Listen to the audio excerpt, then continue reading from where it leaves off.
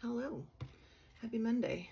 Okay, so what are we on, day 8? I'm working on immigration stuff today. I did some work on one of the ancestors over the weekend, but I didn't conclusively finish anything. I basically collected a whole lot of stuff that now I need to go through, which would be boring to watch me do. But I've got my audit and I want to do all of these orange boxes are immigration things that I don't have, and I want to add immigration information to those people. So I'm actually going to go through and add in immigration pages into the book and then just start filling them in.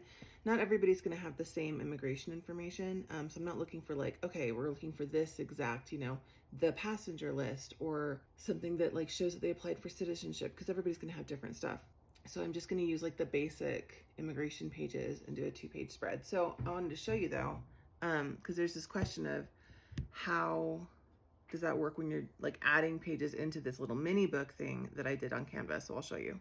I'm doing this instead of a screen record because honestly, it's just easier. So hopefully you can see this. Okay, looking at my index and then looking at my little audit page, I'm gonna add in a spread for number 11. So I need to go to number 11. So scroll. Let's see, index number. See, I'm looking at these index numbers here. Index number 7, and then 8B. That's the adoptive, non-adoptive split. Okay, 11. So this is somebody that I want to add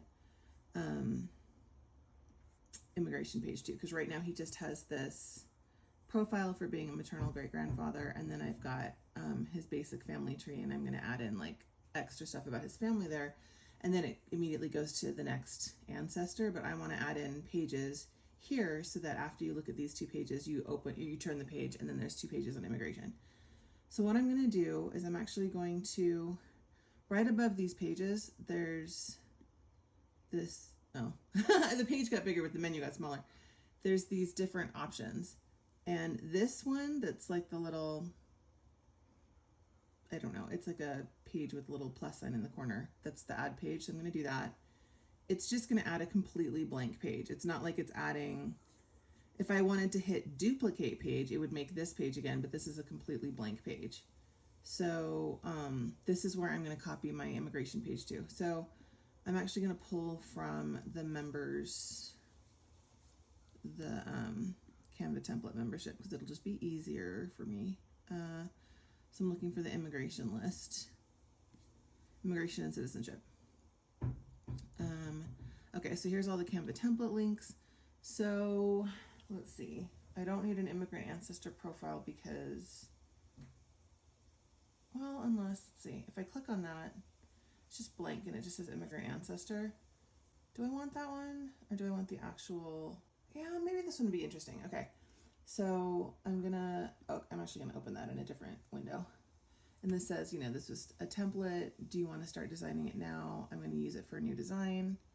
And then it's going to open up a copy of this immigrant ancestor page. Is that the one I want? I can't decide. Okay, well, we'll leave that open. Maybe that's the one I want.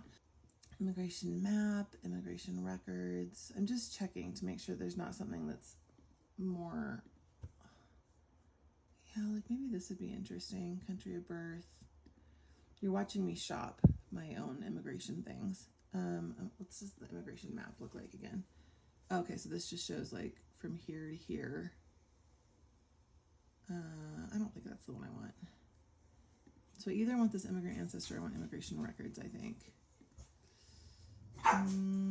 Hey, leave it, guys. Name of vessel, port of departure. See, I don't know if I'm going to find all of that for everybody, and I kind of wanted to just do a standard. So I'm going to do immigrant ancestor on one side, and then on the other side, I want to do something about where they were born. So I'm going to actually go back to the template links, and I'm going to go to places, which is probably on the 3rd page. Just kidding, 4th page. Just kidding, 2nd page. It's land and places. Oh my gosh, hi, it was the 3rd page. It's right there. I'm crazy. Okay. Land and places, ancestral country, birthplace, or I could do, I have place of birth.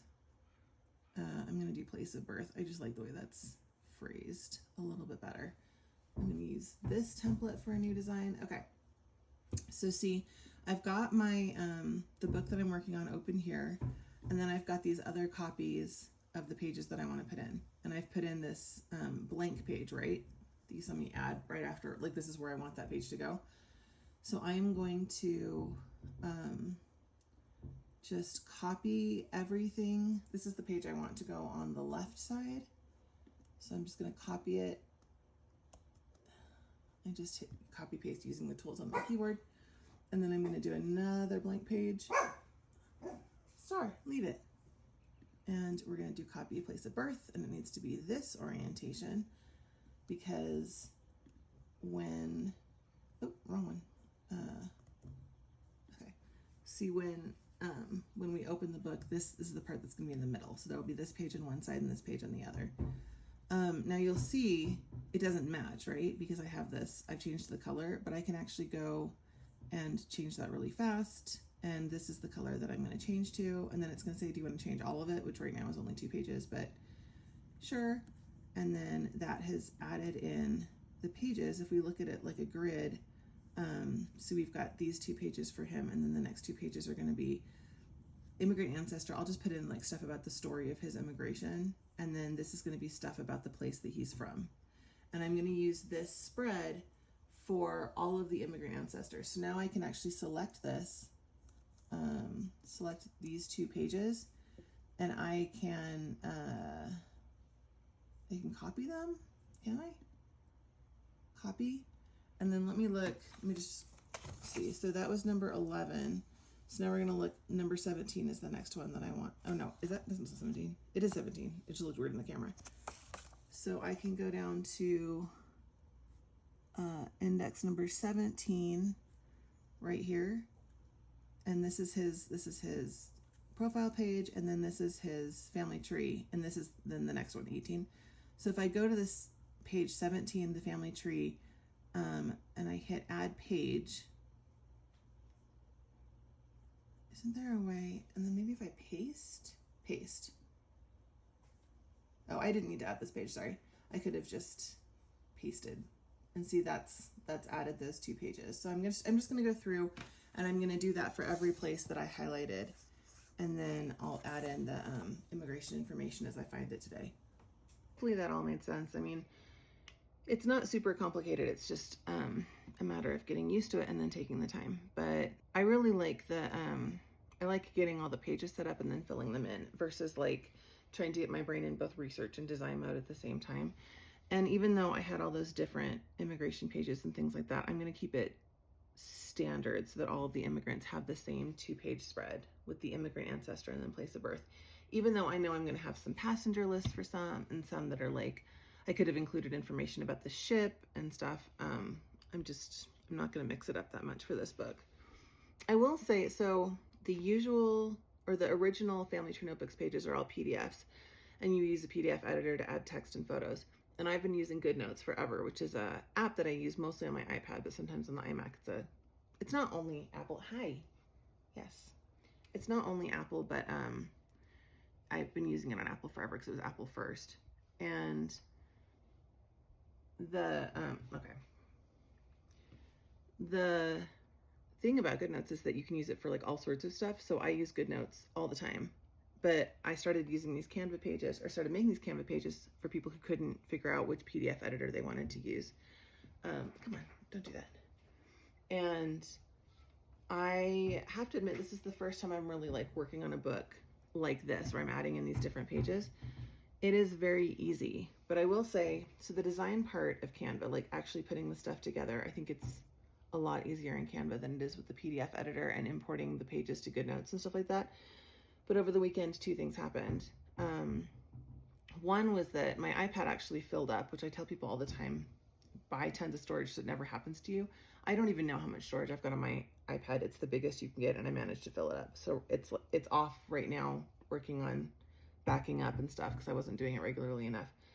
So in the meantime, like I wouldn't be able to work on my GoodNotes pages easily. So that's nice that this is in Canva. But the flip of that is that you can only work on the pages on Canva if you have an internet connection. I have the Canva app, but it's not as easy to work with. I really really like using Canva on desktop or laptop. So you are kind of limited, you know, because you're stuck on canva.com, which is a great website, but it's still like different than being able to just have the stuff on my iPad and then take it with me and scribble on it whether or not I'm connected to the internet. So I think for my personal, like having giant books and continually adding to them and using them for my research and stuff, I don't think I'm ever going to move away from GoodNotes. But I will say, putting these books together for other people, I think I'm a Canva convert officially.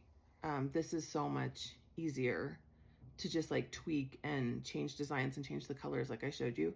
I really like it. So anyway, just some thoughts on Canva versus the PDFs.